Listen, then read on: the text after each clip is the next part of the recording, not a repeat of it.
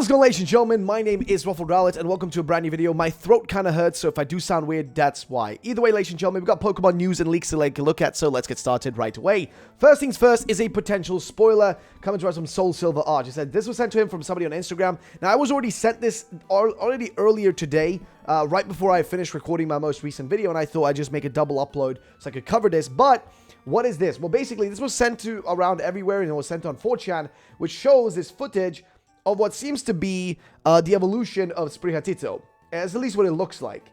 So, why is this out there right now? Well, everybody's been seeing it. I have seen it already. Loads of people have seen it. And SoulSilver is saying the following. This was sent to him from someone on Instagram. Apparently, it's already been posted on 4chan. This is 90% fake to me, but it very much fits what we know about SPRIGATITO's final Evo. And even if it's fake, I would actually really like to see, I would really like anything close to this. All right, have at it. So, personally, I'm going to say it like this, okay? I don't think this is real. Personally, I don't think this is real.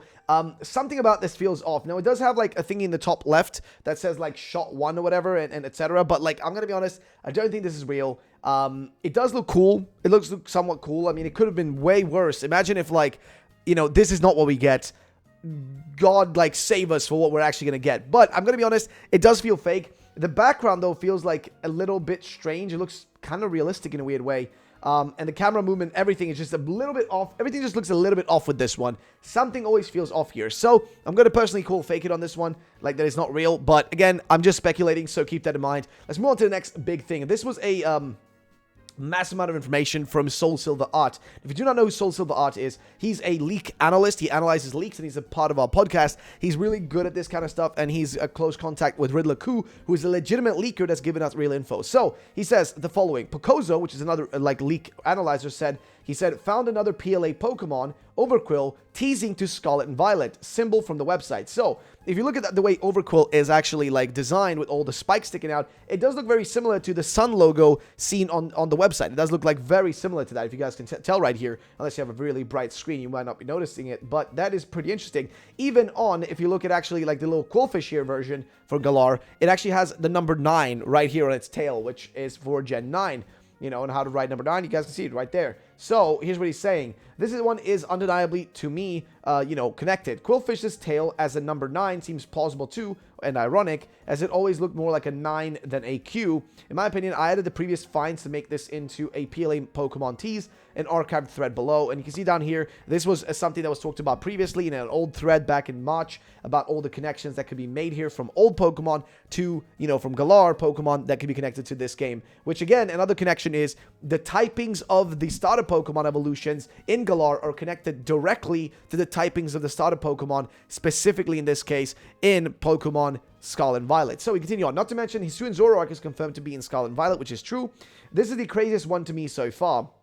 And this comes from this post right here, of course, which in case you guys had doubts about Basculin line, recently became a symbol for a flag in a different way too. This is almost hard evidence at this point to me about Pokemon Scarlet and Violet. And he's making it, like, they're making a kind of general idea here that if you look at Basculin, the colors match up with the flag of America, which is, of course, where they're from in terms of region-wise, which is, you know, originally they came from Unova, which is a US-based region. Also, these Pokemon designers are definitely looking at flags for colors and inspiration, and there literally is this colors of the Spanish flag, which we already kind of know, including a bunch of other stuff. The fact that if you look at Basculegion, you know, all the different female, like, forms and, you know, male forms, all that, if you just look at all of it combined, it all just, again, matches up way too perfectly, man. It just matches up way too perfectly. You guys can see right there with the old Spanish flag that you see on the screen right now. So, this all is perfect, but the bigger one, in my opinion, is this one. You guys may remember this one, but if you look at the colors of I think this case, it is Sligo, which is the Hisuian Sligo.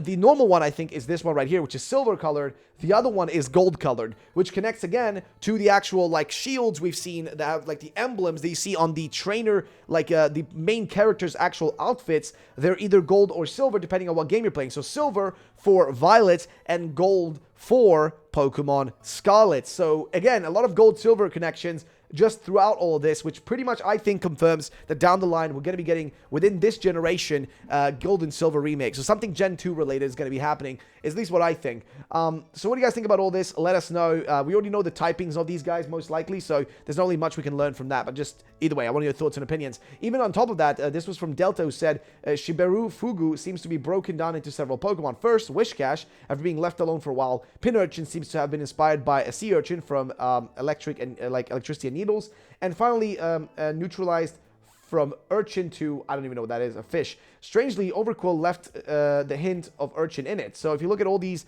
this one was a Pokemon that never happened, I think, as far as I remember. I think it never came through. It was a beta one, but then they kind of made 2 Pokemon out of it, which is interesting if you look at like Overkill and its motif, because it's called the Sea Fiend in English, but Kaiki in Japanese, and they're basically just, it's this weird connection to everything. It even says here, to me, Overkill looks like a sea urchin plus a compass rose. No, and this honestly is perfect. If you look at it, it does look like a compass rose. It does look just like that if you actually compare it right here. Look at that. It's perfectly lined up as well, which would mean, again, there is a connection between this Pokemon and navigating and all that sort of stuff, which is quite strange because there is a lot of, again, the sunlight, the sun shapes, everything is all over Scarlet and Violet, which means there's going to be some connection to sunlight, and I personally think that the gimmick in this game, and I'm going to give you a bit of a TLDR, I'm guaranteeing you that the gimmick has got something to do with light refraction, light refracting, like crystals that have to do with light specifically. And I think it's going to work in a similar way to Megas, where instead of it being a Mega Evolution, it would be a Mega Typing or a Mega something else. Like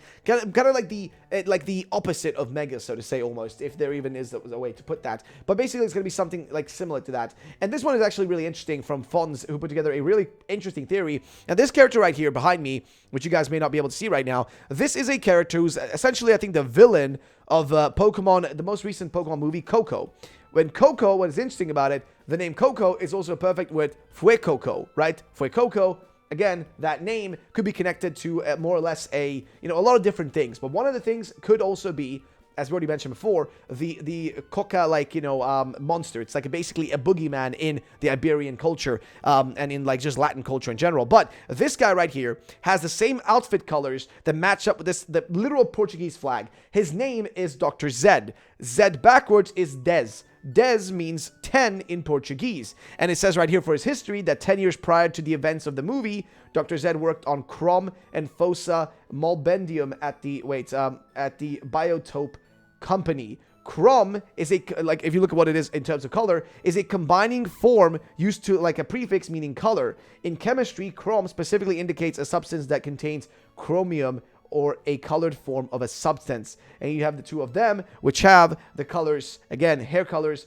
of red, pretty much, and of course the colors of green, connecting again to the Portuguese flag, which is really strange, man. There's a lot of like weird hints they could have left in the past for what's to come, because they even had like in one of the original Pokemon, like one of the older Pokemon movies, the one where not the original Lugia movie, but one of the more recent ones, there was a direct connection to Spain through one of the like Ash's like outfit having literally the Spanish like colors on the flag on there, which you guys can say it's a reach, but they do like to leave hints, just hints, not like direct things, but a lot of hinting. They love doing that, teasing stuff, hinting stuff. That's honestly in their repertoire of what they like to do. We continue on though, and this is something interesting. Apparently Game Freak has opened up a vacancy for software games programmers with Unreal Engine 4 Plus experience. So interestingly, they say 4 plus, so I'm guessing that also includes Unreal Engine 5, which is new, and whatnot. Now, this doesn't have to per se have to do with Pokemon. Of course, Game Freak is the people that do make Pokemon, so it could be related to them, or it could also not be related to them. It could be totally unrelated in every sense of the word. But at the end of the day, anything is possible, right? So we have to wait and see what happens with that. And it says here, Game Freak, just kind of hiring people. What that means, we'll have to wait and see. We move on to the next thing, though, which is from SoulSilver. It says the uncle info. If you do not know who he's talking about the uncle, basically over in China, a lot of leakers exist because they can't really get in trouble due to, well, China doesn't have an extradition thingy with other countries. So if you, like, for example, get information from, if you leak NDA information from Japan, for example, if you're in China, you don't really have to worry about getting in trouble because the Chinese government will not give you to them in case of a lawsuit or something like that. So a lot of people over there do leak stuff, and one of these people is known as the uncle. And his uncle info mentions specifically that the Scarlet and Violet plot might have a black and white story, or story beats to it. This was always the questionable info for me, but either way, Nimona has been giving me a serious N vibe. Both are older friends, not called rivals. Both their names start with the N too. I don't know, something very mysterious about Nimona. It's interesting because people have been trying to figure out like what she is. People think she might be the next Hop or a character with a very important role, but I do think she's similar to N. Like just in every sense of the word, she feels similar to him. She even has like the little strand of green hair going on as well. Of course, you can't really make that as an argument for anything because technically there are multiple characters with green hair, but just something about her, the fact that she's a bit older in age, more mature looking character. She seems like a little bit more serious. Something about her is strange. There's some secret behind her. What that is, I don't really know. We've been kind of speculating about it, but I don't know. People have been saying, like, for example, Sal Coard here said, Nimona to me feels like more like an older sister than a rival, especially because she will guide us through the region and is an experienced trainer. And yeah, that is actually very true. And I think if you go over to Soulco Art's actual post here, they have a bit of a larger thingy, specifically about, like, you know, the name. I think we have at least 4 main classmates, including Nimona and Scarlet Violet. And Nimona's name can be traced back into Greek origins. Anemone comes from Anemos, and it means daughter of the wind. So we know that Koraidon and Miraidon will have in total 5 forms. Each, I think, Nimona could be representing their sky form. Wind as an element is often represented as green in many works of fiction, which she does have like a little bit of green in her hair, so that's possible. She also, the fact that Nimona doesn't use a starter in the second trailer seems to be older than us, and in the same school makes me think that in Scarlet and Violet and onwards, we'll have a different approach to the rival ID, this time with classmates. I like to see prodigies, bullies, and much more. Nimona to me feels, again, like you said, an older sister, so we'll have to see if that actually is going to be the case in these games. Moving on to the next subject, which is from SoulSilver once again, saying the following. I realized I explained this poorly, or not at all. Why Dunsparce? Well, what is he talking about here? Well, basically, what is interesting. So right here we have Riddler Coup. Riddler Coup is in the bottom picture right here. He, again, as I've mentioned in previous videos, if you haven't seen those, he is a leaker. Okay, he's a legitimate leaker that leaked info for Legends Arceus and BDSP, and now he's leaking information for Pokemon Scarlet and Violet. But the thing with him is he doesn't just leak it directly. He doesn't do that. His whole thing is that he's going to hide information and be a little bit more ambiguous about it, okay? He just does it a bit more ambiguously, which is quite interesting because, you know, it is strange that he would do it that way, but he does it that way. And what he recently did was, before the recent trailers came out, he was telling someone who asked him, or basically not nobody asked him, but somebody tweeted out saying, you know, oh, I hope Dunsparce is going to be, you know, finally getting some love. And he replied, you know, yeah, this guy's going to get something. Dunsparce is going to get some love, which is interesting, because then he continued on and said, Ku, please tell us about, or this person asked, tell us about the cross-gen Evos, anything please. And he says, I already know one, and the only one we know about, that we think we know about, has got to be Dunsparce. But he continues, because if Ku specifically meant a cross-gen evolution, then it can't be the likes of Tauros or the other regional forms, since regional forms can only evolve into regional Evos, not permanent natural progression cross-gen Evos. So regular Dunsparce would get a natural evo, like how Tangela got a new evolution in Generation 4. Exactly. So it wouldn't be how, Scyther can turn into Cleavor. Like, it would be a little bit, rather, it would be a little bit different. It wouldn't be like how we have, the regional evolutions. It would be like a regular evolution, right? A regular standard evolution for Dunsparce, which is interesting. It says Dunsparce will get a natural evo, like how Tangela got a new evo in Gen 4, or like how Scyther got an evo in Gen 2 and 8, exactly with, Scizor and Cleavor. Regular evolutions rather than being regional evolutions. However, a regional evo, I think a good example, what would be a regional evo that we could include? I guess Berserker, whatever, is technically a regional evo, and I guess Obstagoon as well, because they're already a regional form that then can evolve into a regional evolution. So that is, for example, a regional evolution, whereas this is a cross-generational evolution. As I said many times, I believe that this will be a new boss form of Diglett or Dugtrio. That will be the new regional feature in Scarlet Violet region. Hope this makes sense. So there is a potential might be getting a Diglett form, but we'll have to wait and see how that turns out. Move on to the next thing. So it's here saying that he might have already, like, we might have confirmed now that gyms are in this game. Ooh, gym leaders 99% confirmed. So just a bit of hesitant, like GL. Might mean something else. Sadly, I'm not really into Pokemon characters so much so I'm hoping for some ace Pokemon in the mix, or maybe gym typings and version exclusives like he might be hinting at. PV2 is promo video 2. So what he's talking about? Well, here Riddler Coup tweeted out, themes for the next month has been decided. Characters. Want to know GL or gym leader teaser 1? Well, guess what? We're getting a gym leader, and he says PV2 has already told you 1, by the way, guys. So PV2, so that would be, I guess, promo video 2, which is the second trailer. In that trailer, we do see something, and if he says color first, so somebody asks him, please start with the hottest one. Color first, he says. So color first. Somebody says Grass, Fire, and Ground from Blaze Incineroar, which would connect perfectly to this image we've already seen. We've already seen this image in the bloody trailer of what looks to be a gym battle. So, is it going to be grass, fire, ground? We'll have to wait and see, because he did mention something about 3 typings in the past.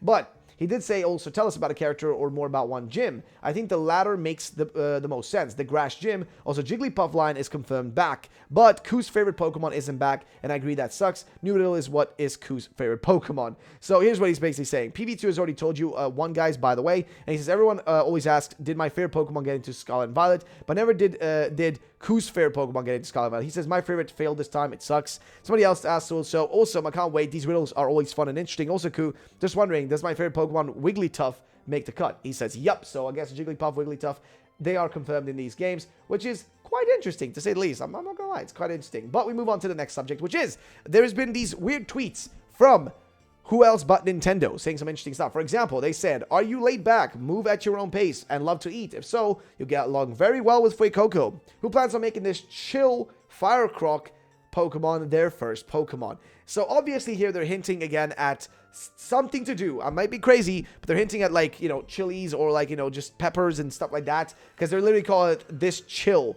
FireCroc, which, you know, is a bit on the nose. But he says, I'm hoping for a sad story arc instead of another Cyndaquil, which in this case, he's so assuming it's going to become a chunky boy based on this tradition over in the Iberian Peninsula, which we'll see if that's going to be the case. It does feel like it might go that way. Hope not. I don't really want a chunky boy. I want him to be a more, you know, cool-looking Charizard-esque design. Personally, I feel like we missed those over time, so I think that would be sick. Even though I'm not a Gen 1er, okay? I don't love Gen 1 that much. I'm a Gen 2 and Gen 3 boy for the most part. So, move on to the next thing, which is a mix of a lot of different stuff. So this was all from this person, Light Gacha here. Light Gacha has been going through and trying to break down these icons that we've seen in the logos of Scarlet and Violet. These are in the logos, and he's been breaking them all down as best as he can. He says here, so water and air symbols.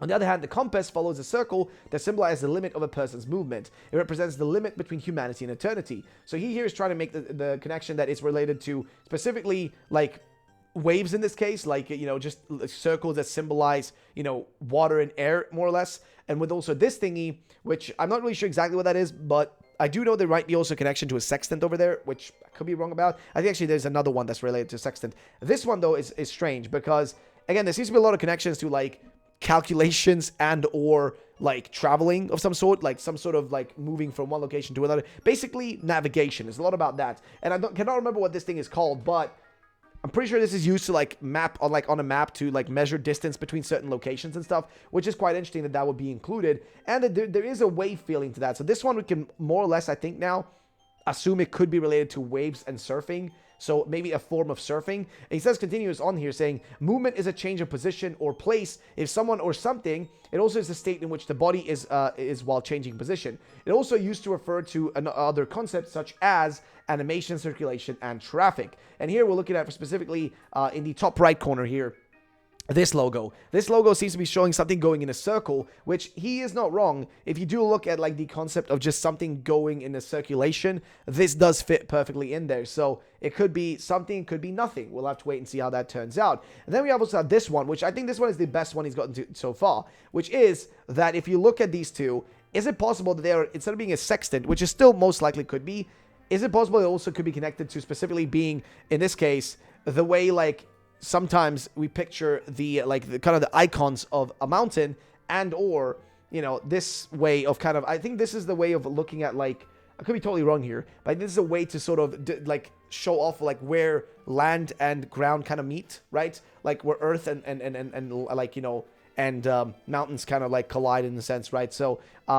what's like underneath a mountain is more of a mountain, is more or less what I'm trying to say here. So yeah, I don't really know about this one, guys. I want to know your thoughts and opinions. And, of course, we did have a lot of climbing and stuff like that within the game. So, you know, in Legends Arceus. So we'll see how that pans out. And next one he has is this one right here, which is the hexagon in symbology represents the perpetual movement of creation. Something like the path followed by permanent and renewal processes through transformation and change. This hint represents the legendaries and can change into forms. So he's saying that the icon in the bottom left would specifically be just the idea of changing forms. Maybe got to do with the gimmick. I don't really know. This one is a little bit more unlikely, my personal honest opinion. I do think this one is a little less likely, to be fair with you guys. But again, anything is possible, right? Like, it could be that I'm totally off and what he's saying here is 100% correct. But I don't know. Something feels off about it. it is a bit strange. But there is an interesting one that I want to include here as well from the same person. Light Gotcha here says, here you can see a very popular food in Spain called Gilda. Is made with olive, anchovy, and a type of Basque chili pepper. It is mandatory to eat if you go to the País Vasco, San Bastian. Will have any relation to Smoliv? We don't know. It is quite interesting. It's like a lot of food. I do wonder if they will make a relationship, like a relation between food and all that. Because, yeah, I don't know, man. Anything is possible, right? Anything is possible. Don't know if they're really going to do that. But, yeah, this one is crazy, though. So your thoughts and opinions, again, guys, would be appreciated because I don't really know what else can be said about this. Anything is technically possible, but your thoughts and opinions will be appreciated. Of course, the biggest thing in this video most likely is this thing, which, again, I don't really know what the deal is with this one. It is a bit ambiguous, strange, weird. Get your thoughts out, lads. Let me know in the comment section down below. And that's going to be the end of today's video. If you did enjoy, drop a like down below, guys. Also, tomorrow, we will be posting a video about Pixelmon. We're going to be launching a series of Pixelmon videos on the channel and streams. So if you guys want to make sure that you are ready for that, we're going to be scheduling a Pixelmon stream over for Friday. We're going to be doing a big Pixelmon and leak stream. We're going to talk about Pokemon leaks. We're going to have discussions. We're going to have maybe a few friends on to discuss with me. It's going to be a long stream. We're going to be chilling, vibing, playing some Pokemon, Pixelmon specifically on Anubis MC, which is a server we partnered up with that we're going to be doing content on right now going forward. So it's going to be sick. I will be seeing you guys there, hopefully, and seeing you on the stream. And tomorrow I'll be posting a guide video for how to actually get that game going and how to get it started and set up and all that sort of stuff. So, ladies and gentlemen, thank you so much for watching. My name, of course, has been Ruffle Rowlet, and I will see you all in the next one. Peace out, and bye-bye, ladies and gentlemen.